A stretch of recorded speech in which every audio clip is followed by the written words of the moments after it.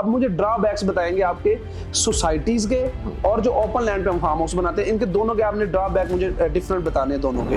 Drawback as such कोई भी नहीं है, सिर्फ एक प्राइस का है। आप थोड़ा सा इसमें बताएंगे कि ओपन लैंड की डॉक्यूमेंटेशन और सोसाइटी की डॉक्यूमेंटेशन में क्या फर्क है और कितनी की सॉलिड ये डॉक्यूमेंटेशन है। उससे रिलेटेड कोई भी चीज रिक्वायर्ड हो, कोई भी आपको इन्फॉर्मेशन रिक्वायर्ड हो या कोई भी आपको हेल्प रिक्वायर्ड हो, डेवलपर आपको खुद देता है। कि बरकी और बेदका रोड में थोड़ा सा डिफरेंस और दोनों में से क्या बेहतर है?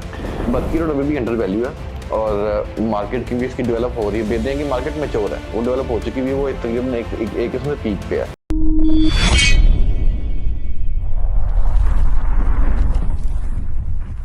अस्सलामुअलैकुम, दिस इज नदीम मुगल। आज मैं मौजूद हूं अपने बहुत ही एक्सपीरियंस साथी अब्दुल बासित के साथ। इनके एक्सपीरियंस का फायदा उठाने के लिए हम आए हैं, इनसे कुछ थोड़ी सी इंफॉर्मेशन लेना चाह रहे हैं रिगार्डिंग जो आजकल ट्रेंड चला हुआ है फार्म हाउसेस सोसाइटीज का। तो मैं हट के डिफरेंट टॉपिक लेके आया हूं कि ओपन लैंड पे फार्म हाउस और सोसाइटी में फार्म हाउस, इन दोनों में डिफरेंस क्या है। तो सबसे पहले तो अस्सलाम वालेकुम बासित भाई, कैसे हैं आप? वालेकुम सलाम, ठीक ठाक अल्हम्दुलिल्लाह। बॉस, आपका 10-15 साल का जो एक्सपीरियंस है प्रॉपर्टी से रिलेटेड, आपने काफी प्रोजेक्ट्स भी किए हैं, उससे रिलेटेड मैं आपसे क्वेश्चन लेके आया हूँ कि एक प्रोजेक्ट होता है, एक फार्म हाउस हम बनाते हैं ओपन लैंड में और एक होता है सोसाइटी में।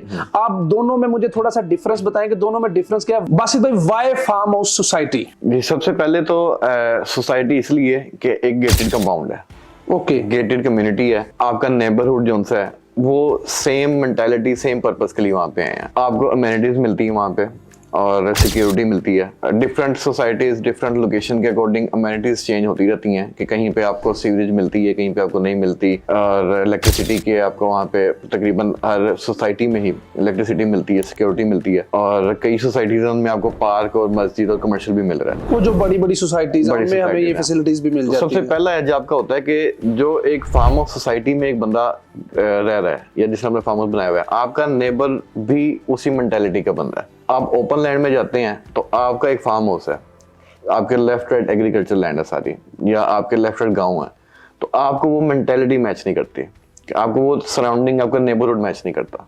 तो सबसे पहला जो बेनिफिट और पहला एज है वो यही है कि आपका नेबरहुड अच्छा होता है। ठीक हो गया। अच्छा, ये तो हमने बता दिया कि जिस पर्पस के लिए हम फार्म हाउस ले रहे हैं, जाहिर सी बात है जिसने फार्म हाउस सोसाइटी में आना ना, उन्होंने मतलब पीस के लिए आना, कि यहाँ पे क्लोज टू नेचर आना चाह रहे हैं लोग, अपनी लाइफ को भी इंजॉय करना चाह रहे हैं। मैंने खास तौर पे मैं देख रहा हूँ कि जब से कोविड का वो सीजन गुजरा है ना, जो कोविड गुजरा हुआ, तब से लोग ना बहुत ज्यादा ट्रेंड हमारा फार्म हाउसेस का बन गया हुआ है। अच्छा, अगला क्वेश्चन मेरा इसी से रिलेटेड होगा कि आप मुझे बेनिफिट्स बताएंगे। इसके जो बेनिफिट्स तो आपने मुझे बता दिए, इसके अब मुझे ड्रॉबैक्स बताएंगे आपके सोसाइटीज के और जो ओपन लैंड पे हम फार्म हाउस बनाते हैं, इनके दोनों के आपने ड्रॉबैक मुझे डिफरेंट बताने हैं दोनों के। जो सबसे ज्यादा लोग सवाल पूछते हैं या जो लोगों के जहन में एक ड्रॉबैक है वो रेट का है कि अगर हम एक ओपन लैंड में, अक्सर लोग सवाल करते हैं कि हम जगह लेते हैं तो हमें फॉर एग्जांपल के एक फिगर होता है कि हमें 3 करोड़ रुपए का एकड़ मिलता है, और अगर हम सोसाइटी में आते हैं तो हमें पर कनाल के हिसाब से जाते हैं तो वो उसकी अगर वैल्यूएशन अगर 8 कनाल की करते हैं तो वो अराउंड 4 करोड़ 25 या 4 करोड़ 50 लाख का पड़ता है। तो सबसे पहला जो लोगों को एक इंप्रेशन आता है वो ये आता है कि महंगा होता है। ड्रॉबैक भी यही आ गया कि फार्म हाउस सोसाइटी में आपकी लैंड महंगी है।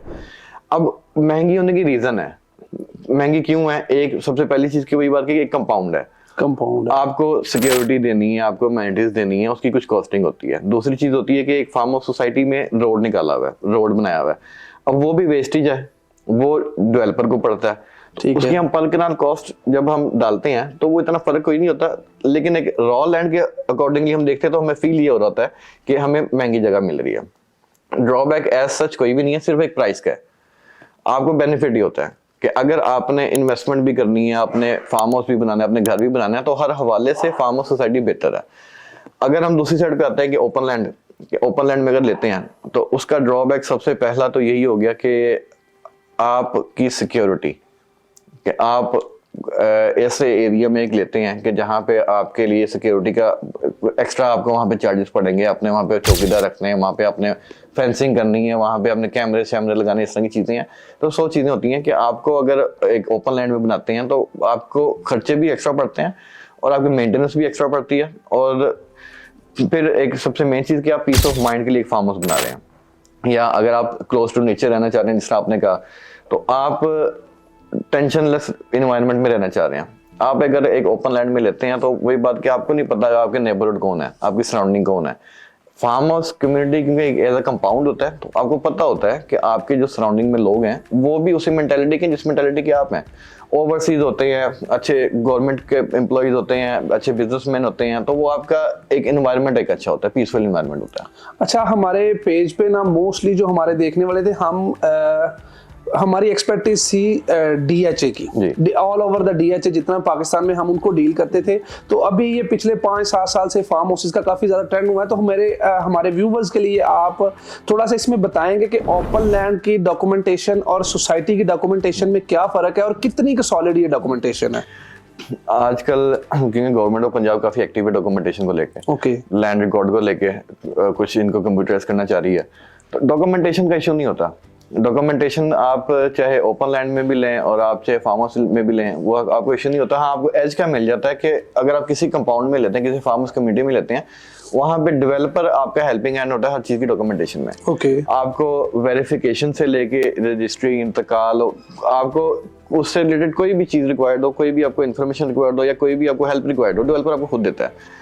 अगर आप ओपन लैंड में लेते हैं तो फिर वही बात कि एक नॉर्मल जो जिनका रियल एस्टेट से ताल्लुक नहीं है उनको नहीं पता कि चाहे डॉक्यूमेंट कौन सा, फर्द कौन सा है। फर्द की भी डिफरेंट एग्जाम होती हैं, वेरिफिकेशन कहाँ से होती है, उसको हमने क्रॉस वेरिफिकेशन कहाँ से करनी है, उसको हमने क्या क्या चीजें चेक करनी है।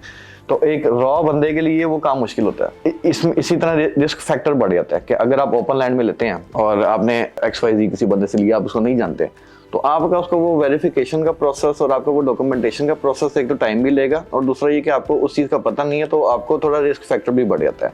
आप किसी डेवलपर से ले रहे हैं, आप किसी एक फार्मर्स जिन्होंने कंपाउंड बनाए उनसे ले रहे हैं, उनका एक नाम होता है, ऑफिस है, DHA में भी काम कर रहे हैं, सराउंडिंग में काम कर रहे हैं, तो उन्होंने अपनी क्रेडिबिलिटी भी बेहतर करनी है, उन्होंने अपना नाम भी बेहतर करना है। तो वो कोई इस किस्म का एलिमेंट भी नहीं आ सकता कि आपको कोई फ्रॉड हो या आपके ऊपर कोई मुश्किल आए। तो एक ये भी एज होता है कि अगर आप किसी अच्छी जगह पे लेते हैं, किसी फार्मर्स कम्युनिटी में लेते हैं, तो आपको रिस्क फैक्टर आपका एलिमिनेट हो जाता है। डॉक्यूमेंट से रिलेटेड एक छोटा सा सवाल जिसको आपको छोटा सा जवाब देंगे फिर मैं आगे चलूंगा, कि सोसाइटी की डॉक्यूमेंटेशन और जो ओपन लैंड की, इन पे कोई चार्जेस का डिफरेंस तो नहीं? नहीं, चार्जेस का डिफरेंस इसमें कुछ भी नहीं होता।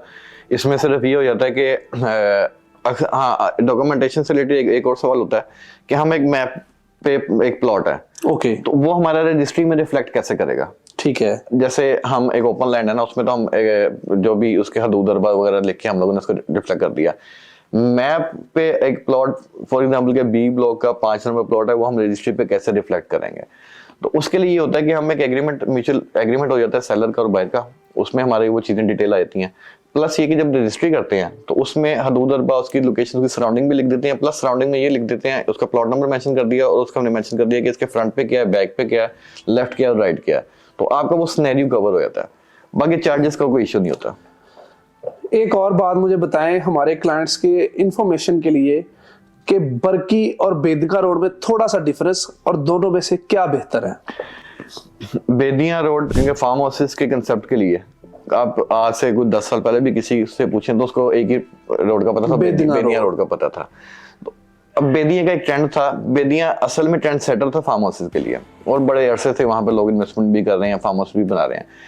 बरकी का ट्रेंड शुरू किया तकरीबन कोई 6 साल पहले, और शुक्र अल्लाह का अल्हम्दुलिल्लाह उसमें हमारा बड़ा हाथ है कि बरकी रोड पे जो पहला प्रोजेक्ट था वो भी हम लोगों ने वही शुरू किया था। उसकी रीजन ये थी कि बरकी रोड अंडर वैल्यू था। आज भी मैं ये समझता हूँ कि बरकी रोड अंडर वैल्यू है। अगर हम बेदिया रोड को और बरकी को कंपेयर करते हैं, हम DHA से डिस्टेंस, फॉर एग्जांपल कि हम फेज 7 की एग्जिट से डिस्टेंस को लेके चलते हैं और उस साइड पे हम फेज 7 की एग्जिट से हमने रास्ता कंपेयर करना, हमने रेट कंपेयर करना है। आप अगर फेज 7 की एग्जिट से आप निकलते हैं और आप तकरीबन कोई 1 किलोमीटर बाद देखते हैं जगह, वहाँ पे आपको कमो बेश की 160-170 का पर कनाल रेट मिलता है। एज कम्पेयर टू DHA हम यहाँ पे आते हैं तो हमें वो 1.5 से लेके 1.15 की ब्रैकेट में मिल रहा है, तो आज भी अंडर वैल्यू है।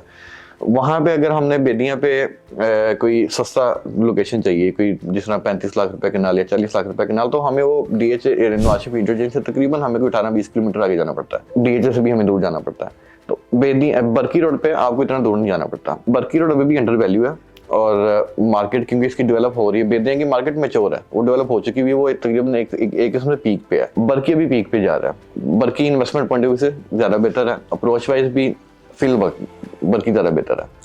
अगर मैं आपको कहूँ कि कोई एक दो सोसाइटीज़ हमें रिकमेंड करें इंस्टॉलमेंट पे, अच्छी सोसाइटी जिसमें डेवलपमेंट भी हो और हम अपना फार्म हाउस बनाएं लिवेबल, अगर हम इन्वेस्टमेंट करना चाहें या हम उसमें फार्म हाउस बनाना चाहें, उसमें रहना चाहें, तो कोई 2-3 सोसाइटीज़ मुझे रिकमेंड कर दें आप। देखिए, सबसे पहली चीज़ तो ये कि अगर फार्म हाउस सोसाइटी में रहना है तो उसके लिए बेसिक ये होना चाहिए कि उसकी अप्रोच ऐसी हो कि आप शाम के टाइम भी आप आ सकें, आप रात के टाइम भी आ सकें।